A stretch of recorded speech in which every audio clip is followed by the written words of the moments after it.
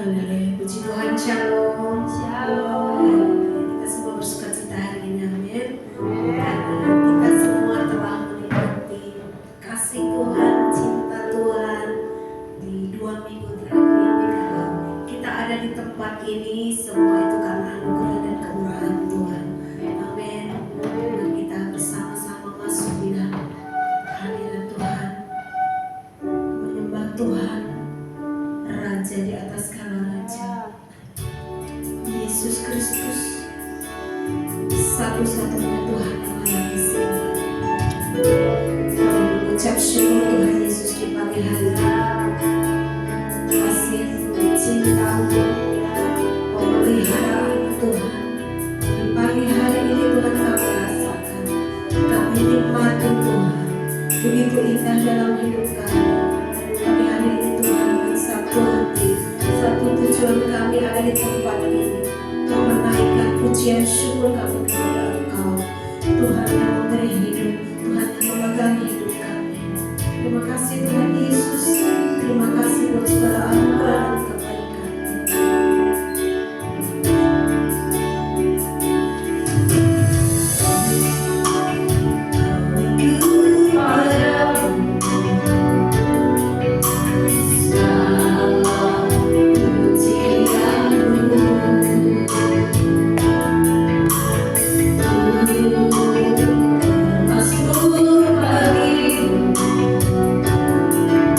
Engkau yang layak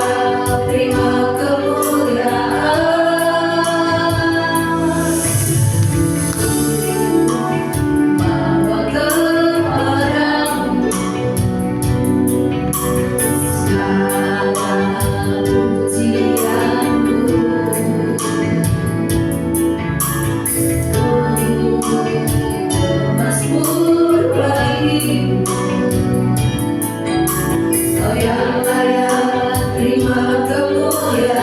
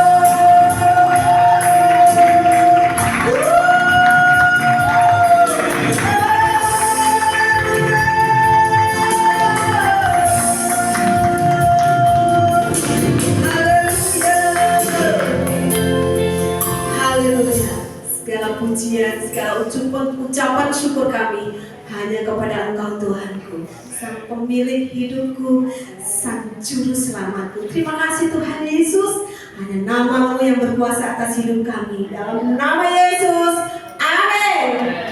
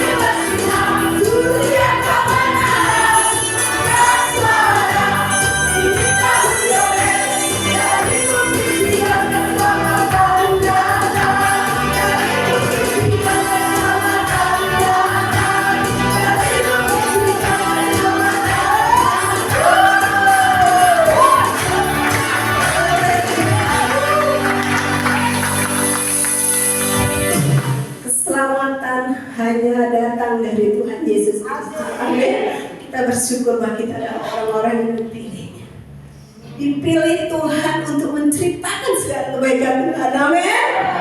Tuhan berkati.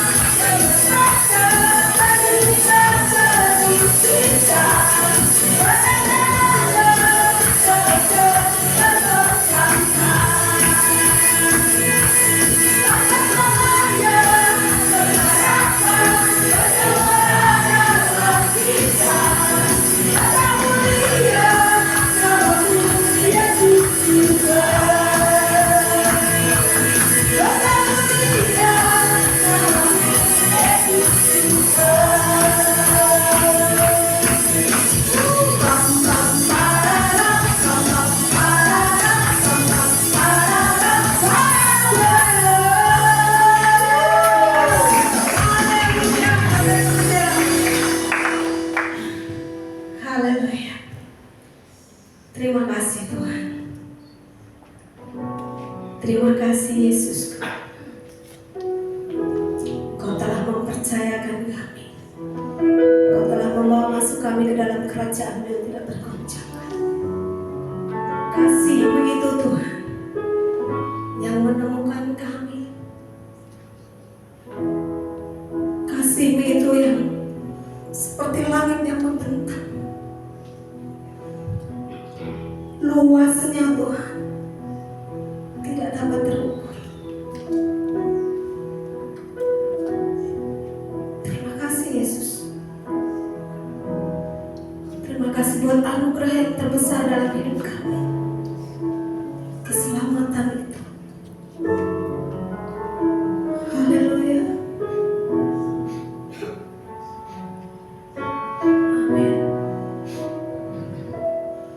Engkaulah jalan yang sempurna, janji-Mu murni bagai emas perak,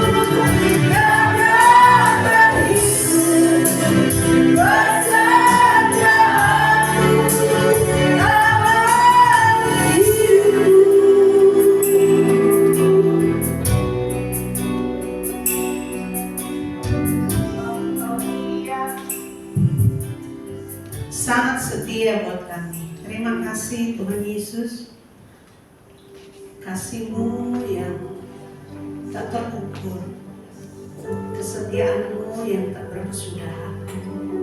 Kami mengucap syukur untuk hari ini. Kami punya Tuhan yang baik dan teramat baik dalam hidup kami. Terima kasih, kami mengucap syukur. Kau milik kami dan kami adalah milik-Mu. Kami kepunyaan-Mu sendiri. Terpujilah nama-Mu dalam nama Tuhan Yesus. Kami mendengarkan kebenaran, firman yang hidup, yang sanggup memerdekakan kami. Firman yang hidup, yang melepaskan kami. Di dalam nama Tuhan Yesus, kami mau terima dengan hati yang terbuka. Kami mau terima perkataan-perkataan-Mu yang roh dan hidup itu, yang adalah kehidupan bagi kami, yang adalah kesembuhan buat kami. Dalam nama Tuhan Yesus kami mengucap syukur. Haleluya. Amin. Silakan duduk dan kita dengarkan bersama. Shalom semua warga kerajaan. Tema kita adalah The Chosen Generation. Siapa yang menyampaikannya? Roh Kudus melalui Rasul Petrus. 1 Petrus 2 ayat 9. Karena saya ajarkan kalau kita mau hidup berkemenangan, know your God, know yourself, and know your enemy. Nah, banyak know yourself ini 1 Petrus 2 ayat 9, kita adalah bangsa yang chosen. Selama ini kalau disebutkan chosen generation, yaitu kalau Tuhan berkata my people, itu Israel. Kalau dia berkata my land, itu yang sekarang disebut Palestina itu. Jangan percaya yang teriakan seluruh dunia from the river to the sea, Palestine will be free, ya. Tetapi orang yang percaya will be free. Tetapi kita juga adalah a royal priesthood. Banyak sekali orang berpikir yang priesthood namanya yang full time, hamba Tuhan, gembala, begitu. No, kamu semua adalah raja dan imam. Dan jangan lupa, yang bisa membuat pengaruh, memberikan infiltrasi kepada marketplace adalah bangsa yang kudus, a holy nation. Polisi yang kudus, jaksa yang kudus, businessman yang kudus. Dan kita adalah peculiar people. Kita lebih cimata Allah. Tetapi ada tugasnya. Diberikan segala privilege ini, tugasnya apa? Memberitakan perbuatan besar dari Dia. Orang tidak mau dengar tentang kita, orang mau dengar tentang Dia, tentang Yesus Kristus yang memanggil kamu dari kegelapan pada terang yang ajaib. Dari apa yang kita lihat selama ini, beberapa saat ini mulai dari 8 Oktober dan selanjutnya, di mana Hamas tidak pernah disebut di United Nations. Orang Israel sebutnya bukan UN United Nations, tapi United Nothing. Memang United Nothing, saudara. Teroris tidak dihukum, orang bela diri disalahkan. Kan repot, saudara. Jadi dunia ini cuma ada 2 kerajaan. Kerajaan gelap dan kerajaan terang. Kerajaan gelap isinya kematian, isinya bunuh diri, meledakkan diri dan sebagainya, frustrasi dan juga ya kegelapan, kesedihan, segala macam yang negatif. Tapi kerajaan terang ini tadi, sebab kamulah bangsa yang terpilih. As a chosen generation, kita harus membuktikan pada dunia we are different, kita berbeda. Kalau saya berkhotbah kepada anak-anak muda, saya bilang setiap mereka harus berkata kami berani tampil beda. Seringkali daripada kita bukan jadi garam bumi ini, tapi jadi gula. Tuhan tidak panggil kita jadi gula untuk membuat orang lain senang. Kita adalah garam yang menghentikan kebusukan. Di mana kita berada, korupsi berhenti. Kalau sekarang zaman kampanye ya, semua orang berkatakan berantas korupsi. Are we really serious soal itu? Ini sudah jadi kebudayaan. Tapi saya percaya ada anak-anak Tuhan yang Tuhan tempatkan, dan mereka adalah garam dan terang dunia. Terang dunia sekali lagi, the light of the world itu invasion. Tetapi infiltration adalah ragi dan garam. Tidak kelihatan, tidak teriak-teriak, ya, tidak demo-demo, tapi hasilnya luar biasa. Be influenced influential to this world. Karena itu sekali lagi seperti tema kita, yaitu menjadi ragi itu adalah masuk di dalam adonan. Di kantor saudara, di kampus saudara, dimanapun Anda berada. Kita bukan mengumpulkan diri seperti garam di dalam toples ataupun ragi di dalam toples, juga tidak. Tapi kita ada di sana sampai hamil seluruhnya, mempengaruhi seluruhnya. Tuhan memberkati kita semua. Amin. Ya, puji Tuhan, kita sudah dengarkan pesan gembala. Tema kita bulan ini di 1 Petrus 2 ayat yang ke-9, Chosen Generation. Tadi sudah disampaikan beberapa hal dari gembala senior kita, bahwa kita adalah orang-orang pilihan, ya. Mari kita baca ayatnya dari 1 Petrus 2 ayatnya yang ke-9. Haleluya. Tetapi kamulah bangsa yang terpilih, ya, imamat yang rajani, bangsa yang kudus, umat kepunyaan Allah sendiri, supaya kamu memberitakan perbuatan-perbuatan yang besar dari Dia yang telah memanggil kamu keluar dari kegelapan kepada terangnya yang ajaib, ya. Jadi dalam Kristus firman Tuhan memberitahu bahwa kita adalah orang-orang yang terpilih, orang-orang yang dikhususkan, saudara, ya. Imamat yang rajani, imam yang menjadi raja. Kita adalah umat kepunyaan Allah sendiri, kita adalah miliknya, ya. Sama-sama bilang, aku adalah milik Tuhan. Ya, kesadaran ini identitas kita, ya, manusia ciptaan baru, bahwa kita adalah anak, kita adalah milik Tuhan, kita adalah orang-orang yang menjadi harta kesayangannya Tuhan, orang-orang yang menjadi harta pilihan Tuhan, kesayangan, harta yang disayang oleh Tuhan, yang menjadi miliknya. Kita menjadi imam, orang-orang yang dikhususkan untuk melayani Dia, sekaligus juga kita adalah raja yang diberikan kuasa dan apa? Otoritas. Makanya karena identitas kita inilah, tadi dibilang, kita harus memberitakan perbuatan yang besar dari Dia. Bukan kita, ya, memberitakan Dia, memberitakan apa yang Tuhan buat kita, memberitakan siapa Dia. Makanya minggu yang kemarin saya berbicara tentang bagaimana kita jadi pelayan-pelayan apa? Pelayan-pelayan pendamaian. Baru satu minggu, pelayan-pelayan apa?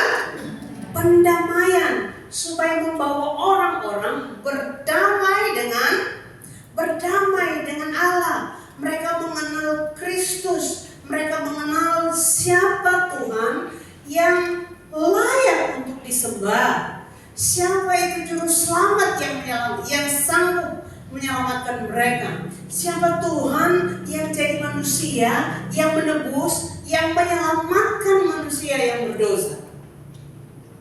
Ini identitas, inilah kita. Kesadaran ini harus ada pada saya dan saudara, bahwa kita adalah harta pilihan Allah, bangsa yang terpilih. Dalam hal ini secara jasmani, kalau kita lihat Keluaran pada pasalnya yang ke-19 ayat 5-6 tadi, pesan gembala sudah dengan jelas menyampaikan kepada kita. Keluaran pada pasalnya yang ke-8, 19 ayat 5 dan 6. Jadi sekarang jika kamu sungguh-sungguh mendengarkan firman-Ku dan berpegang pada perjanjian-Ku, maka kamu akan menjadi apa? Ini dia, harta kesayangan-Ku, umat kesayangan, kata firman Tuhan. Harta kesayangan-Ku dari antara segala bangsa, sebab Akulah yang mempunyai seluruh bumi. Ini untuk orang Israel secara jasmani. Makanya ayat yang ke-6, kamu akan menjadi bagiku apa? Kerajaan imam dan bangsa yang kudus. Inilah semuanya firman yang harus kau katakan kepada orang Israel ketika Musa ada di Gunung Sinai, dan itu yang Tuhan nyatakan buat dia. Nah, demikianlah buat saya dan saudara yang dimaksud bangsa, orang-orang yang dikhususkan itu kita, orang-orang pilihan, gereja Tuhan. Secara rohani kita dikatakan satu bangsa secara rohani. Saya dan saudara dikhususkan sebagai umat kesayangannya, miliknya, untuk melayani dia, menjadi imam yang diberikan kuasa dan otoritas, saudara. Ya, saudara harus tahu bahwa kita adalah orang-orang yang dikasihi, yang disayangi oleh Tuhan, karena kita adalah miliknya sendiri, harta pilihan Tuhan. Itu saya dan saudara. Ya, mari kesadaran ini ada pada saya dan saudara, bahwa pada setiap orang percaya kita adalah imam dan raja, harta pilihan Tuhan yang khusus, amin, yang dipilih, yang sangat-sangat istimewa dan sangat penting di hadapan Tuhan, amin. Harta di atas segala harta, harta di atas segala-galanya, saudara. Saudara, kalau hari ini biasanya kalau orang mengalami sesuatu atau apalah ya, orang selalu bilang ini, enggak apa-apa, bisa hilang harta, bisa hilang barang, apalah ya, uang atau apa, tapi yang penting tidak kehilangan ya. Jadi kehidupan kita ini itulah yang paling berharga. Ya, satu kali kakak saya itu sendirian di rumah dan pulang ibadah karena dia mau buru-buru ke toilet.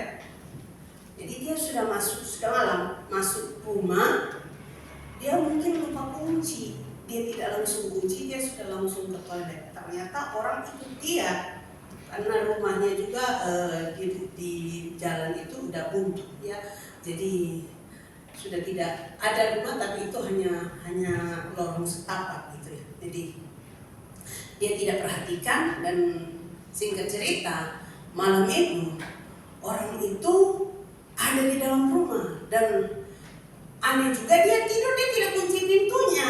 Jadi dia masuk sampai di kamar dan ambil handphone, lalu saya kurang tahu juga barang yang lain hilang. Tapi intinya dia ada masuk di kamar karena handphonenya itu ada di kamar. Dan semua orang bilang begini, tidak apa-apa, yang penting dia tidak apa-apain, maksudnya tidak bunuh atau tidak berbuat yang jahat kepada kakak saya ini. Artinya ini boleh kehilangan apa saja, tapi jangan sampai misalnya ya, kita punya nyawa, orang tetap hidup, itu satu ucapan syukur. Dan bayangkan saya dan saudara, firman Tuhan bilang kita ini adalah harta kesayangannya Tuhan. Coba lihat Titus 2 ayatnya yang ke-14. Yang telah menyerahkan dirinya bagi kita untuk membebaskan kita dari segala kejahatan dan untuk menguduskan bagi dirinya suatu umat kepunyaannya sendiri yang rajin berbuat baik, ya. Yang telah menyerahkan dirinya, yaitu Yesus Tuhan sendiri, bagi kita untuk membebaskan kita dari segala kejahatan dan untuk menguduskan bagi dirinya suatu umat kepunyaannya sendiri. Yang tadi kan bahwa kita harus memberitakan perbuatan-perbuatan baik yang dari Dia, amin. Yang rajin berbuat baik, bahwa kita telah keluar dari kegelapan datang kepada terangnya yang ajaib. Waktu Musa dibawa keluar dari Mesir itu kan lambang dari kegelapan. Mesir itu artinya hitam. Hitam itu apa? Gelap. Tapi jangan saudara merasa, oh kalau saya kulit hitam dan sudah gitu ya. Tidak. Jadi Mesir itu lambang dari kegelapan, dibawa keluar, ya, datang kepada terang Tuhan yang ajaib, yang luar biasa. Makanya kalau kita baca Perjanjian Lama itu bicara tentang siapa? Kristus. Semuanya adalah gambaran tentang Kristus. Sudah tahu ketika 10 tulai itu, dari 9 tulai itu, bangsa Israel itu belum bisa keluar dari Mesir. Nanti tulah ke-10 ketika apa? Anak sulung mati. Ya, saudara bisa baca itu di Keluaran pada pasal yang ke-12. Baru Israel itu bisa keluar. Anak sulung mati, dan malam itu mereka merayakan Paskah, dan mereka menyembelih domba, mereka usap darahnya di pintu-pintu ke rumah mereka, di tiang-tiang itu. Dan firman Tuhan mencatat malam itu anak sulung di seluruh Mesir, dari anak Firaun sampai semua kambing domba mereka dan semua itu mati. Dan mereka malam itu juga mereka saat itu dibawa keluar di bawah pimpinan Musa, ya. Ketika Tuhan disalib saat itu, ya saudara, kita tahu firman Tuhan mencatat. Mari kita lihat di Matius pada pasalnya yang ke-27.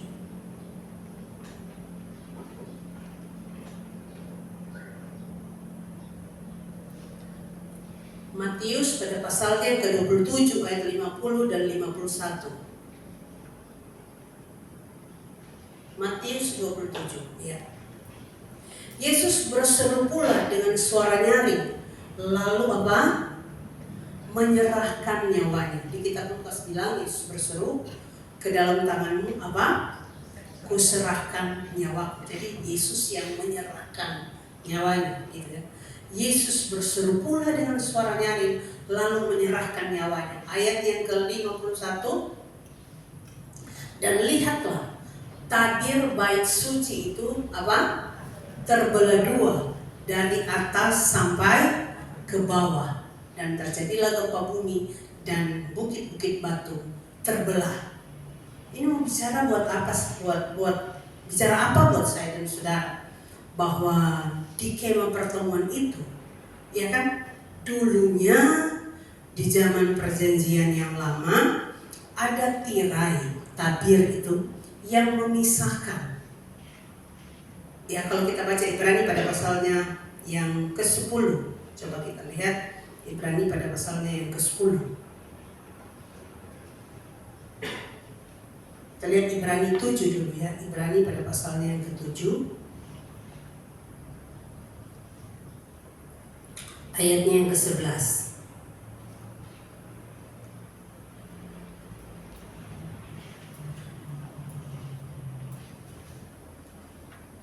Sebentar, Ibrani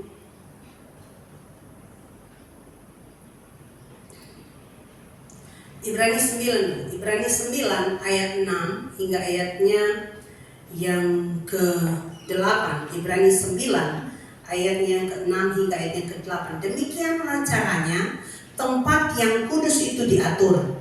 Maka imam-imam senantiasa masuk ke dalam kemah yang paling depan itu untuk melakukan ibadah mereka. Tetapi ke dalam kemah yang kedua hanya imam besar saja yang masuk sekali setahun, dan harus dengan darah yang ia persembahkan karena dirinya sendiri dan karena pelanggaran-pelanggaran yang dibuat oleh umatnya dengan tidak sadar.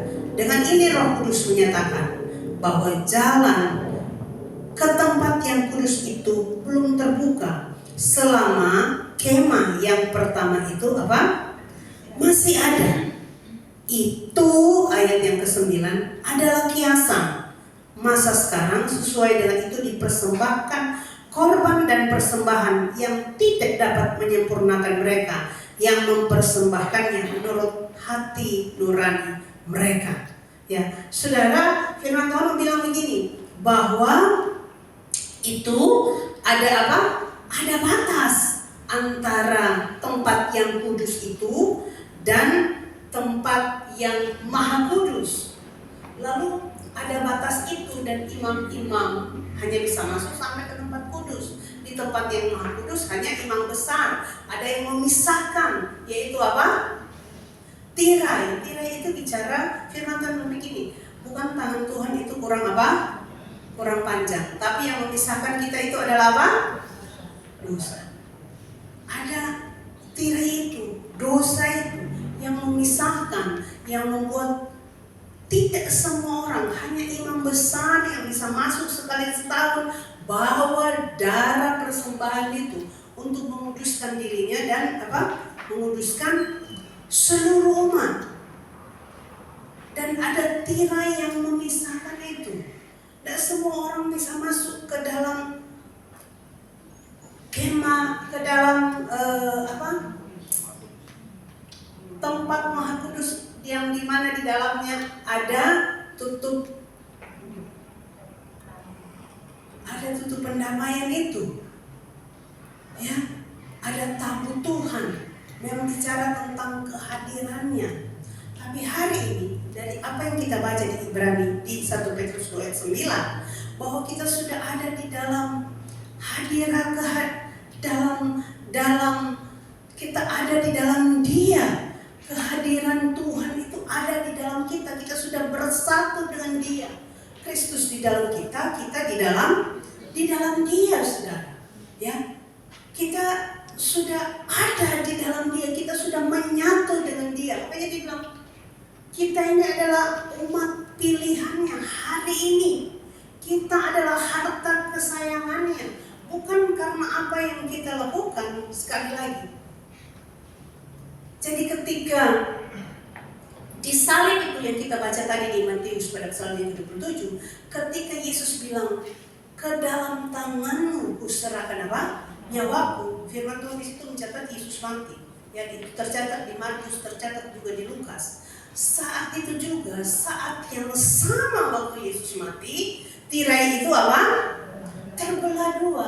Tidak ada lagi yang membatasi. Amin. Tirai itu terbelah dua, kata firman, dari atas ke bawah. Itu bukan pekerjaan manusia, itu bukan perbuatan manusia, tapi kita percaya itu adalah perbuatan ilahi, perbuatan tangan Tuhan yang kuat yang melakukan itu. Itu bukan cuma tirai yang seperti ini. Kalau saudara baca Perjanjian Lama, itu tirainya tebal sekali, besar sekali, tinggi. Dan itu terjadi dengan tiba-tiba saat firman Tuhan mencatat. Yesus bilang, ke dalam tanganmu kuserahkan nyawaku. Begitu dia mati, langsung tirai itu apa? Saat itu juga tirai itu terbelah dua. Dan hari ini saya dan saudara, ya, kita ada dalam perkenanannya Tuhan. Dan tidak seperti orang-orang yang lain yang dengan berbagai cara berusaha untuk mendapatkan apa? Perkenanannya. Dan yang tidak pernah akan bisa. Tidak ada syarat-syarat yang kita harus penuhi untuk kita mendapatkan perkenanannya, untuk kita ada di dalam His presence-nya itu. Tidak ada tuntutan syarat apapun selain hanya satu, percaya. Itu saja. Tidak ada apapun yang harus kita lakukan. Dan kita bersyukur oleh karena pilihan itu ada pada saya dan saudara. Kita identitas kita berubah menjadi umat kesayangan, sama seperti Israel, saudara, yang kita baca di Keluaran pada pasal yang ke-19. Saudara tahu, kita Taurat itu diberikan karena Israel bilang begini, semua yang Tuhan firmankan di ayat yang kalau tidak salah yang ke-9 dari Keluaran 19, kami akan lakukan. Makanya kalau saudara tahu, waktu Musa membawa keluar Israel dari Mesir, sebelum Keluaran 19, mereka mengalami kesulitan air di mana itu? Di Masa dan Meriba, kata firman Tuhan, ya kan? Kalau nggak salah itu Keluaran 17. Mereka mengalami kesulitan air di sana. Lalu mereka apa? Sungut-sungut. Orang Israel sungut-sungut.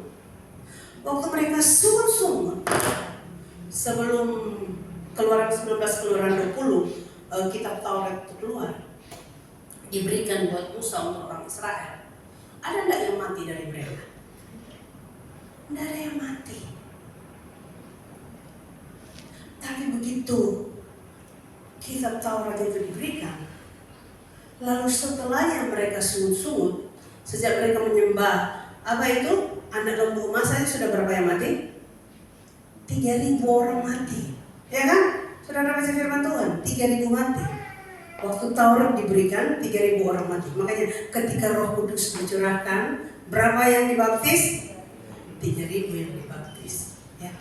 Dan setelah itu mereka mulai sungut-sungut, tidak ada daging lah, segala macam. Waktu mereka sungut-sungut, ada apa? Ada hukum. Ada apa? Ada hukuman. Amin. Ya. Ada hukuman. Makanya perjanjian Musa itu perjanjian bersyarat. Perjanjian Abraham, perjanjian Nuh, Daud itu tidak bersyarat. Tapi perjanjian Musa. Dan ada begitu banyak yang orang-orang percaya hari-hari ini. Kita yang masih punya pola pikir untuk memenuhi itu. Syarat-syarat tertentu untuk merasa apalah layak, untuk merasa saya diterima oleh Tuhan, supaya saya disayang oleh Tuhan, saya diberkati dan saya berkenan kepada Dia. Kalau saya sudah memenuhi apa? Syarat-syarat tertentu. Ini harus menjadi satu. Wow, saya punya identitas yang baru ini. Saya jadi umat kesayangan. Saya yang berubah dari durhaka menjadi anak kesayangan Tuhan. Bukan karena usaha saya, amin. Tidak ada syarat apapun yang saya lakukan yang saya harus penuhi. Tapi karena Dia yang tadi itu, tirai itu apa? Terbelah menjadi dua saat Yesus bilang ke dalam tanganmu. Waktu Yesus mati, anak sulung itu mati. Paskah, makanya kita merayakan. Yesus bilang begini, ini perjanjian yang baru. Amin. Perayaan Paskah yang baru. Kalau kamu makan roti ini, minum darah ini menjadi apa? Peringatan akan aku, akan karya penebusan di kayu salib itu. Itu yang kita lakukan tiap-tiap kali kita makan dan minum dari perjamuan suci itu. Kita mengucap syukur untuk itu. Sudah tahu waktu Musa itu umur berapa? Berapa tahun dia hidup? 120 tahun. Musa hidup 120 tahun. Ya sampai hari ini kalau tidak salah paling terakhir kalau baca-baca itu ada orang yang hidup ya adalah 100 lebih sedikit. Paling tinggi kalau tidak salah sekarang ada di umur 105 atau 110 begitu ya. Yang paling tertua di dunia gitu maksudnya ya, itu di Jepang kalau tidak salah. 120 tahun dibagi dalam tiga tahap, 40, 40 dan 40 tahun. Musa itu tercatat sebagai anak siapa?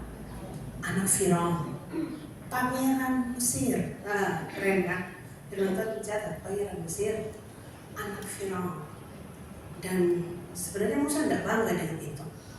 Musa melihat bagaimana saudara-saudaranya dijadikan budak di Mesir. Dan satu kali dia mau menyelamatkan saudara-saudaranya ini dengan caranya apa? Caranya sendiri. Dia apa? Dia bunuh orang Mesir, ya kan? Waktu ada orang Mesir yang tindas orang Israel dan Musa bunuh diam-diam. Tapi ternyata ada orang yang lihat dia. Ya kan, hari itu belum ada CCTV. Tapi ada orang yang lihat Musa bunuh orang Mesir itu. Dia ketakutan, dia lari. 40 tahun berikutnya dia ada di mana? Di padang gurun. dan hanya mengembalakan dari pangeran Mesir. Lalu jadi apa? Gembala kambing domba mertua lagi, bukan kambing domba milik sendiri, kambing domba dari mertua. Jadi kerja apa mertua? 40 tahun gembala kan kambing domba mertua, kata firman Tuhan. Jadi di sana dia dibentuk sampai akhirnya dia sadar bahwa untuk menyelamatkan bukan karena apa? Kekuatan dan kehebatannya dia bisa apa? Menyelamatkan bangsanya. Tapi semua hanya karena apa? Kasih karunia Tuhan. 40 tahun setelahnya, dia umur 80 tahun, Tuhan utus dia ke Mesir bersama-sama, karena dia bilang saya tidak pintar bicara. Akhirnya Harun bersama-sama dengan dia dibawa keluar bangsa Israel ini dari Mesir. Dan kita bersyukur ya dengan apa yang kita baca hari ini. Coba kita lihat pada Ibrani 7 ayat yang ke-11.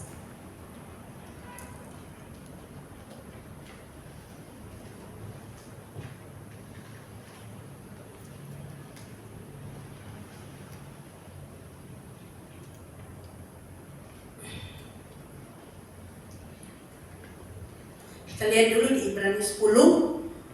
Ibrani 10 ayatnya yang ke-19.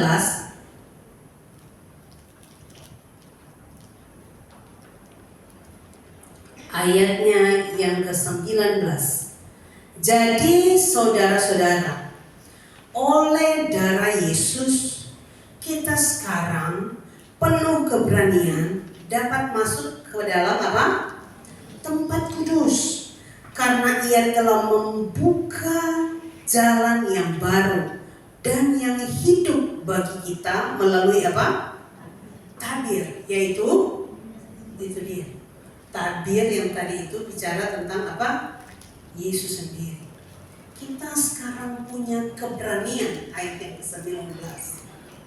Jadi tidak ada lagi dakwaan, tidak ada lagi penuduhan-penuduhan bahwa saya dan saudara tidak layak, tidak berkenan kepada dia. Terkadang kalau kita mengalami apa-apa, kita suka bilang gini, saya bikin apa ya? Gitu kan? Mulai apa? Mulai evaluasi diri. Saya sudah bikin apa? Ketika terjadi sesuatu, saya sudah bikin apa ya? Lalu mulai tertuduh. Mulai merasa terdakwa lagi. Padahal Yesus bilang, sekarang oleh darah Yesus kita sekarang apa? Penuh apa? Keberanian, beroleh jalan masuk. Kita sudah menyatu dengan dia, bukan karena apa yang kita lakukan. Amin. Amin. Bukan karena apa yang kita lakukan. Sehingga kalau ada apa-apa yang terjadi dalam hidup kita suka memiliki. Saya kenapa ya? Mungkin saya kurang berdoa, saya kurang baca Alkitab. Bukan berarti saya bilang saudara tidak bisa berdoa, tidak. Tapi itu penuduhan yang membuat kita sering merasa tidak layak. Kita merasa saya ini tidak dikenan oleh Tuhan. Kalau saya berdoa hari ini, sepertinya Tuhan tidak mendengar doa saya, tidak menjawab doa saya. Mulai terjadi penuduhan atau mulai tertolak, mulai merasa bahwa Tuhan tidak mengasihi saya. Makanya Tuhan bilang begini yang tadi saya bilang, waktu hosti dan anggur yang kita setiap bulan sekali di awal bulan kita lakukan itu. Firman Tuhan bilang kan di 1 Korintus 11 bahwa ini adalah peringatan akan apa? Akan aku. Jadi lihatnya kemana? Lihat ke Yesus atau lihat ke kita? Lihat ke siapa? Lihat ke Yesus, lihat ke gambar itu. Lihat ke karya salib itu. Lihat kepada perjanjian yang baru itu. bahwa bukan karena kita layak, bukan karena kita dikasihi, bukan karena kita menjadi umat kesayangan. Amin. Bukan karena kita jadi harta pilihan Tuhan. Bukan karena kita disayang dan diberkati oleh Tuhan. Bukan. Amin. Tapi karena karya Kristus di salib itu yang membuat tirai itu terbelah. Yang membuat sekarang firman Tuhan bilang begini, kita punya penuh keberanian. Bukan, tidak ada syarat yang harus kita penuhi. Amin. Tidak ada syarat. Tapi oleh darah Yesus. Makanya di ayat yang ke-19 ini, jadi saudara baca semuanya dari ayat 1 sampai ayat 18 itu. Jadi sekarang ini oleh darah Yesus, karena karyanya itu, kita sekarang penuh keberanian dapat masuk.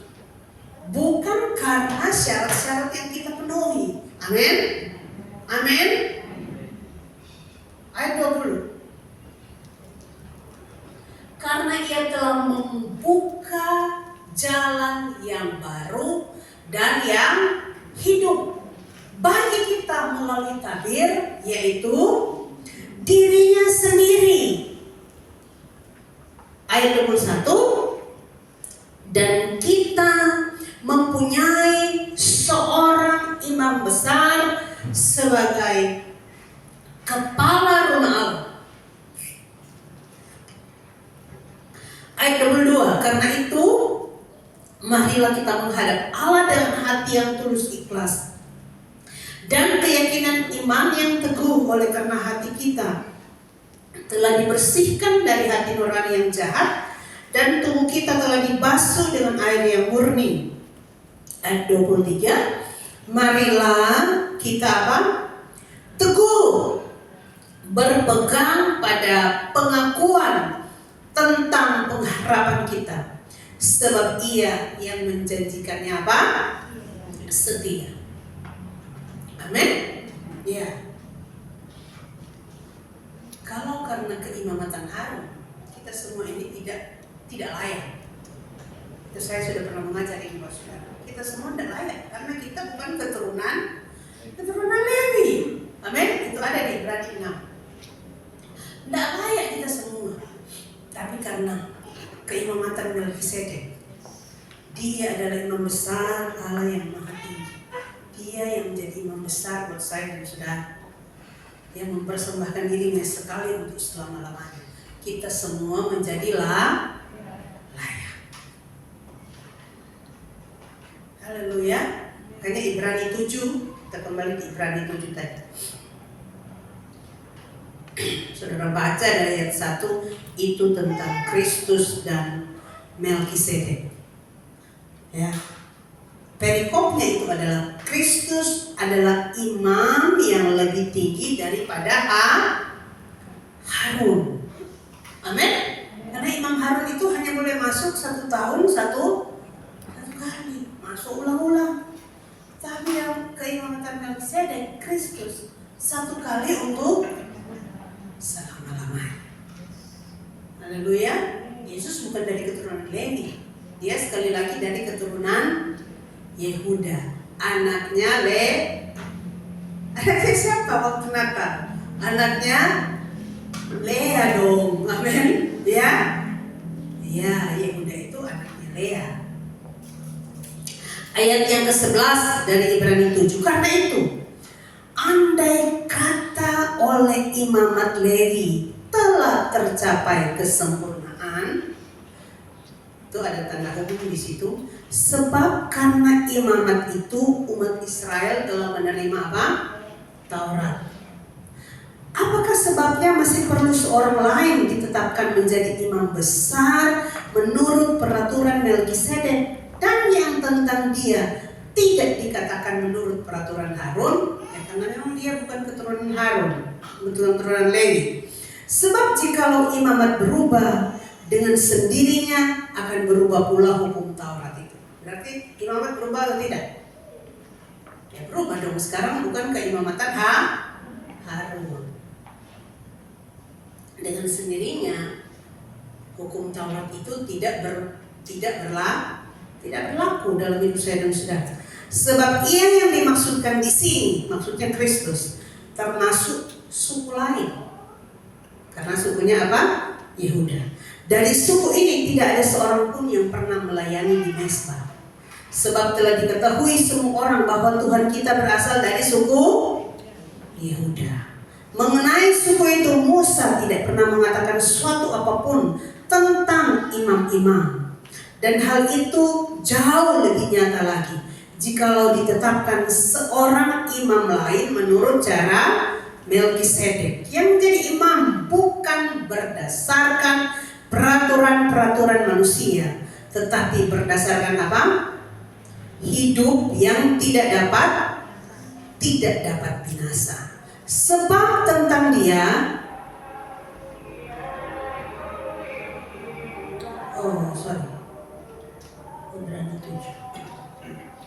sebab tentang dia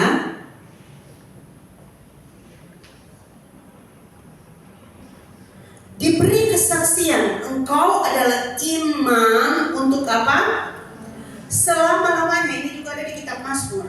Menurut peraturan Melkisedek, memang suatu hukum yang dikeluarkan dahulu dibatalkan kalau hukum itu tidak mempunyai kekuatan dan karena itu tidak berguna.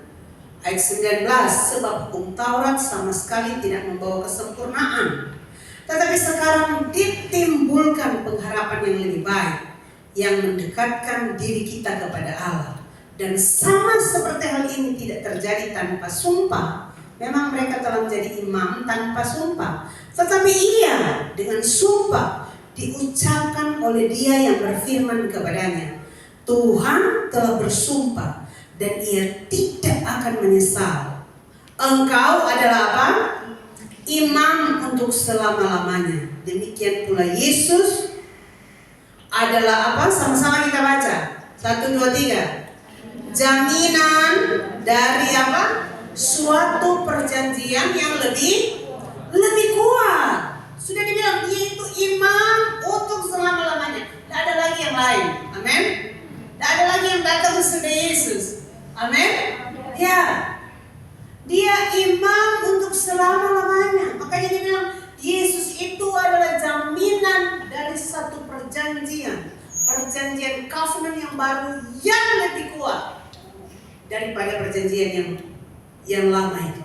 Karena itu ia sanggup juga menyelamatkan dengan sempurna semua orang yang oleh dia datang kepada Allah. Percaya kan? Sebab ia hidup senantiasa untuk menjadi pengantara mereka. Sebab imam besar yang demikianlah yang kita perlukan.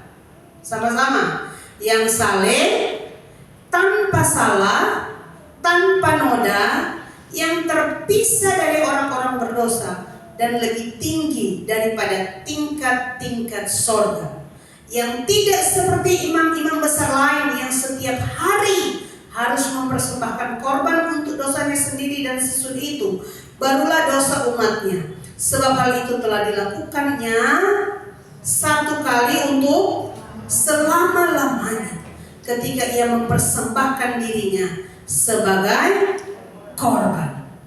Haleluya. Ya, dan kita bersyukur untuk itu, saudara. Hari ini kita adalah the chosen generation. Kita adalah bangsa yang dipilih, generasi terpilih, bukan karena apa yang kita lakukan. Amin. Bukan karena kita memenuhi syarat-syarat tertentu, tidak. Tapi hari ini kita layak dilayakkan karena Tuhan yang memilih saya dan saudara. Kita jadi tadi bangsa yang kudus, umat kepunyaannya sendiri. Dan apa lagi? Imamat yang raja. Kita jadi imam. Makanya hidup kita ini, saudara, bukan hidup untuk diri sendiri. Kemarin kita sudah dengar ini. Kita ini ada satu panggilan Tuhan dalam hidup kita. Tidak ada dari saya dan saudara yang menjadi anaknya untuk kita tidak melayani, tidak hidup untuk apa? untuk Tuhan, untuk Dia. Kita adalah imam. Imam itu tugasnya apa? Melayani. Amin. Imam itu tugasnya melayani. Yang jadi imam besar siapa? Kristus, yang telah melayakkan kita imam selama-lamanya. Tidak ada lagi tuduhan-tuduhan. Kita harus beriman kepada karya Kristus di kayu salib itu yang telah memberikan kita semuanya.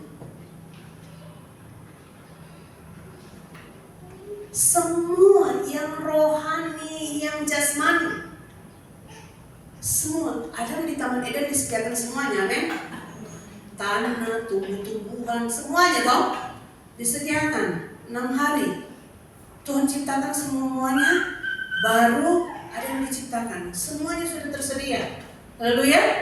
Hari ini saya dan saudara lebih lagi, amin. Karena Dia berdiam di dalam kita. Semua yang rohani, semuanya saudara, itu menjadi milik saya dan saudara, milik hartanya sendiri. Wow.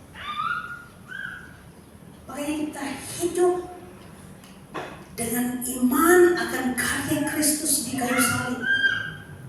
Terus kita maju di dalam keyakinan iman. Tadi kita baca tentang keyakinan iman, ketekunan akan apa kita bertekun di dalamnya. Bahwa kita penuh dengan keberanian, terus percaya akan apa yang Tuhan sudah kerjakan dalam hidup saya dan saudara, bukan karena apa yang saya lakukan, tapi yang saya percayai, yang saya imani, itu yang akan termanifestasi dalam hidup kita. Bahwa Tuhan telah memberikan semuanya, itu yang kita percaya. Kita bekerja dengan keyakinan penuh, dengan iman yang sungguh bahwa Tuhan telah memberkati saya, amin. Telah menyediakan semua yang saya perlukan di dalam Dia. Kasih karunia-Nya melimpah-limpah itu. Makanya coba 1 Petrus 2 ayatnya yang ke-10. 1 Petrus 2 ayatnya yang ke-10.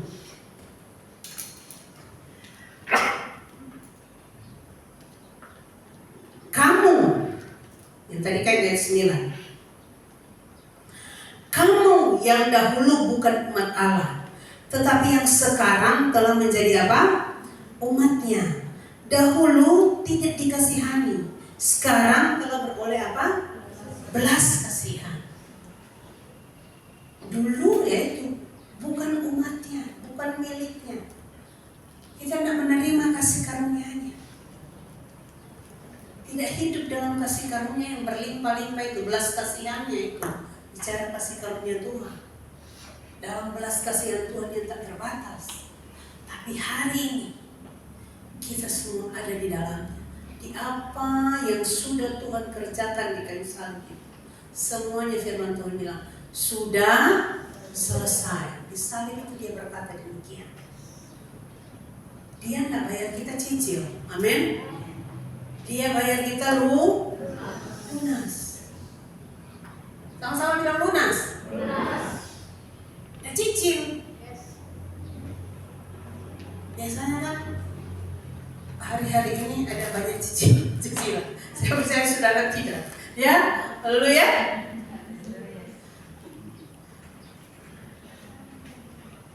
Tuhan itu lunas. Makanya tidak ada lagi bagian yang kita mau cicil. Betul tidak? Karena sudah lunas, tidak ada bagian kita untuk kita cicil. Amin. Tidak ada. Sudah lunas dibayar. Makanya Yesus itu bilang dalam covenant yang baru, ini tubuhku tercabik-cabik buat kamu. Waktu kita makan itu, ingatlah, ini menjadi peringatan akan apa yang Tuhan kerjakan di kayu salib. Makanya tidak ada satupun dari antara saya dan saudara boleh bermegah, boleh berbangga atas apa? Prestasi pencapaian. Enggak, karena semuanya adalah kasih karunia gitu loh. Semua karena kasih karunia, bukan karena kekuatan kita. Itu yang saya mau bilang, itu yang terjadi pada Musa. Tuhan tidak mau Musa bergerak karena dia tahu dia pangeran apa? Pangeran Mesir gitu loh. Dengan kekuatannya dia bisa berjuang untuk enggak. Bukan yang seperti begitu. Mengandalkan reputasinya untuk menyelamatkan bangsanya. Enggak, bukan itu. Sampai Musa 40 tahun harus dididik Tuhan di padang gurun. Sampai semua kebanggaan Mesir. Kalau kita baca Ibrani pada pasalnya yang ke Ibrani 11. Kalau kita lihat Ibrani 11 itu.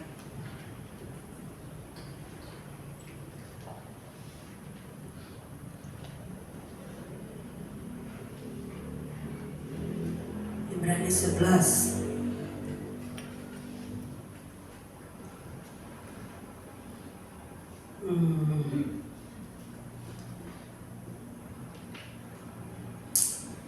Ayat yang keberapa?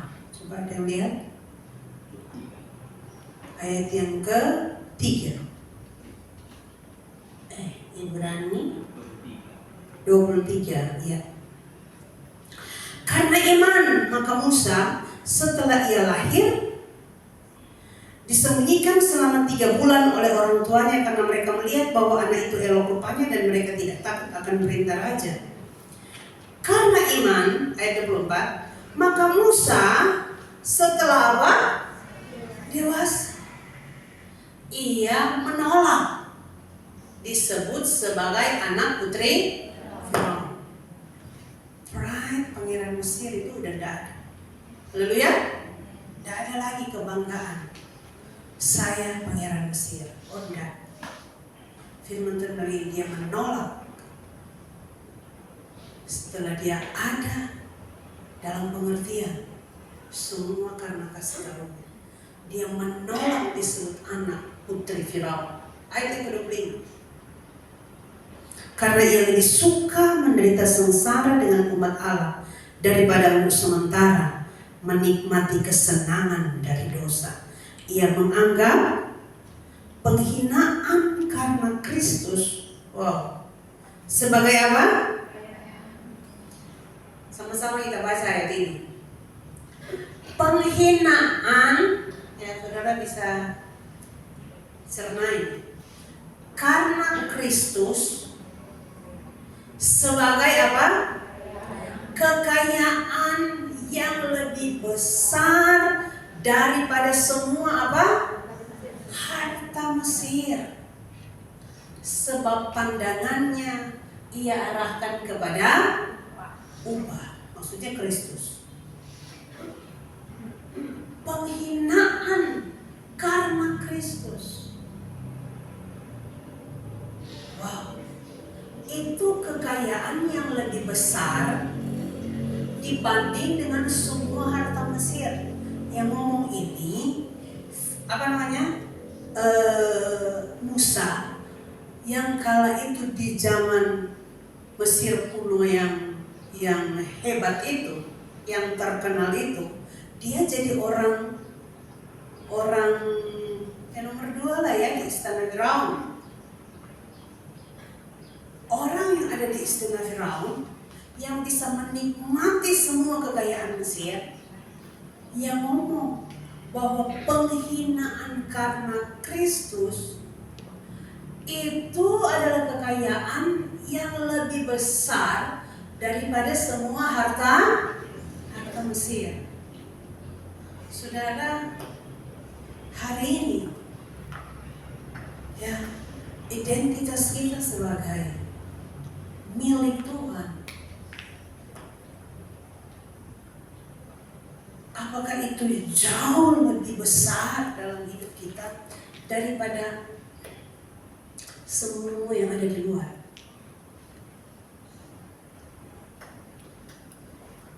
Apakah Tuhan Kristus Yesus itu menjadi harta kekayaan yang paling besar dalam hidup kita, menjadi milik kita? kita yang paling berharga dibanding berapa kekayaan saudara dibanding kekayaan Mesir milik Musa? Hah?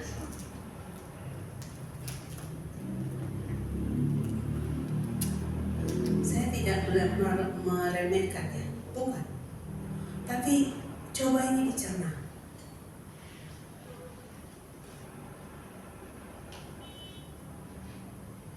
Kekayaan menjadi milik Kristus. Bayangin, bukan berarti tidak ada penghinaan. Sehingga apapun yang kita alami, makanya tadi saya bilang jangan mudah tertuduh. Haleluya. Nggak mudah apapun yang terjadi lalu kita mulai merasa tertuduh, merasa terdakwa. Enggak, apalagi ketika kita dihina oleh karena nama itu. Dalam segala sesuatu yang kita lakukan, ya saya bilang kita jadi influencer untuk membawa orang-orang bisa berdamai dengan Tuhan, dengan Allah. Dan mungkin di sana kita menghadapi yang namanya tekanan-tekanan, penghinaan karena nama itu di keluarga kita, di pekerjaan, di mana saja tempat kita bergaul. Mungkin kita dikucilkan, bisa juga kita tertolak di satu komunitas, ya, di satu kelompok. Kita merasa tidak diterima karena nama itu. Tapi masihkah kita punya pernyataan seperti ini? Bahwa nama itu jauh lebih berharga dalam hidupku. Amin. Dibanding semua yang dapat diberikan oleh dunia ini banyak.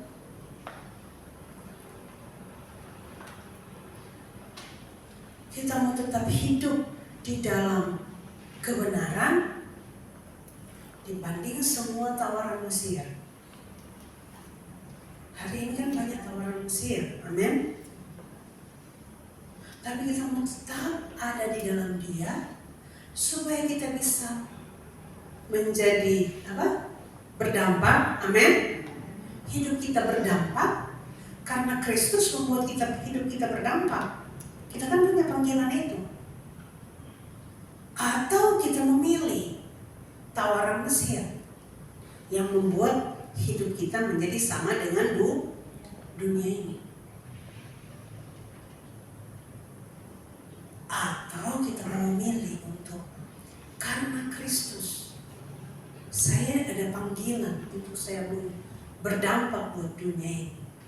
Saya menjadi kingdom influencer. Orang yang bisa membawa pengaruh kerajaan, bukan menjadi sama dengan dunia ini. Mungkin saudara mendapat perlakuan yang agak kurang menyenangkan. Tapi kata ini, itu adalah bagian dari penghinaan karena siapa? Kristus.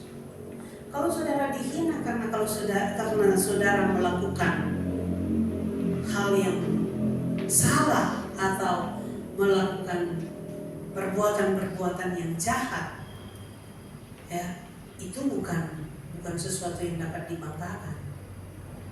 Bukan karena penghinaan karena Kristus tentu saja, tapi karena kebenaran yang saudara pegang. Lalu saudara mengalami yang namanya penghinaan dalam tanda kutip ini, ya, mengalami penolakan, mengalami intimidasi, bahkan mungkin tekanan-tekanan di tempat kerja bisa saja. Tapi ketika saudara mau berdiri di atas kebenaran firman Tuhan, tawaran-tawaran yang dari dunia ini, saya percaya pembelaan yang dari Dia akan semakin nyata di dalam hidup saya dan saudara. Amin. Saya percaya bahwa Tuhan adalah Tuhan yang tidak pernah membiarkan anak-anaknya. Tuhan yang tidak akan pernah meninggalkan anak-anaknya. Dan di dalam segala hal, saya percaya akan ada lebih banyak lagi pengenalan, membawa kita pada pengenalan yang luar biasa, membawa kita pada kedewasaan di dalam Kristus, membawa kita pada tingkat pengenalan yang lebih dan lebih lagi, bahwa Tuhan yang saya sembah, yang telah memberikan dengan cuma-cuma keselamatan itu buat saya dan saudara, itu tidak akan pernah bisa digantikan dengan apapun. Amin. Haleluya. Saya panggil tim musik, mari. Jadi the chosen generation, satu kesadaran pada saya dan saudara, kita adalah orang-orang yang dipilih, generasi yang dipilih, bangsa yang kudus, imamat yang rajani, dan semua itu umat kepunyaan Allah sendiri, umat miliknya sendiri, harta kesayangannya Tuhan. Kita dikhususkan, kita dikuduskan, kita dilayakkan, kita dikenal oleh Tuhan, kita dikasihi oleh Tuhan. Bukan karena apa yang kita lakukan, semuanya karena apa yang Tuhan sudah lakukan buat saya dan saudara. Dan semuanya itu tidak dapat dibandingkan dengan apapun ya yang ada di dunia ini. Oleh sebab itu, mari hari-hari ini kesadaran ini ada pada saya dan saudara, bahwa sebagai generasi pilihan Tuhan, kita punya satu tanggung jawab untuk menjadi orang-orang yang memberitakan pekerjaan-pekerjaan Tuhan yang besar itu, ya, yang telah membawa kita keluar dari kegelapan kepada terang yang ajaib, memberitakan tentang karya Kristus di kayu salib itu buat saya dan saudara, supaya orang lain juga bisa berdamai dengan Allah. Amin. Haleluya. Terima kasih Tuhan. Glory. Thank you, Lord.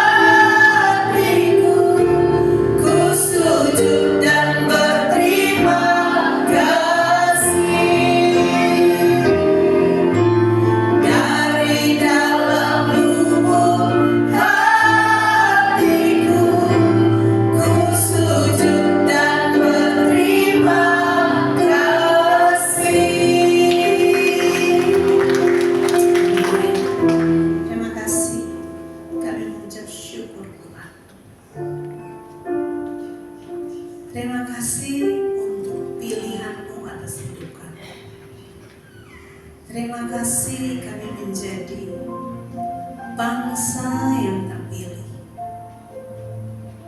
umat yang kudus, imamat yang rajani, milik kesayangan Tuhan. Terima kasih. Semua karena Engkau. Semua hanya karena Tuhan. Tidak ada apapun yang kami lakukan untuk apa yang kami alami dan nikmati hari ini. Kami hidup dalam kelimpahan kasih karunia Tuhan. Hidup di dalam perkenanan. Dan kami mengucap syukur. Tidak ada yang bisa dibandingkan dengan semua yang kami nikmati di dalam Engkau, Kristus Tuhan kami. Sehingga apapun yang terjadi, kami mau bilang sekali Yesus, tetap Yesus. Terpujilah nama-Mu Tuhan. Di dalam nama Tuhan Yesus kami memberi. Kami memberi dengan sukacita. Kami memberi dengan kerelaan hati kami. Karena kami tahu Tuhan telah terlebih dahulu memberkati kami. Dalam kelimpahan-Mu Tuhan, kami hidup hari ini. Di dalam nama Tuhan Yesus, kami menabur. Haleluya. Amin.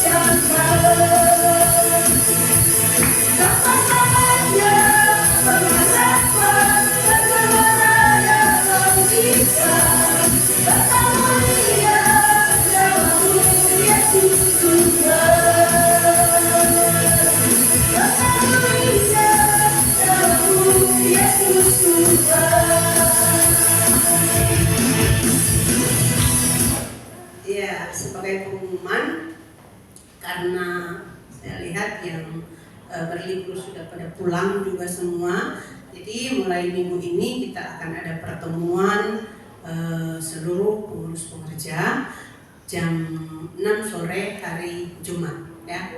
Hari Jumat jam 6 sore di tempat ini. Nanti kegiatan yang lain itu akan berlangsung seperti tahun-tahun kemarin, mulai nantinya minggu depan. Untuk minggu ini kita pertemuan semuanya di hari Jumat jam 6 sore.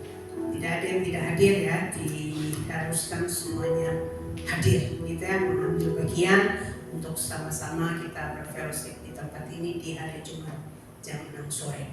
Tuhan memberkati, mari kita akhiri pada ini.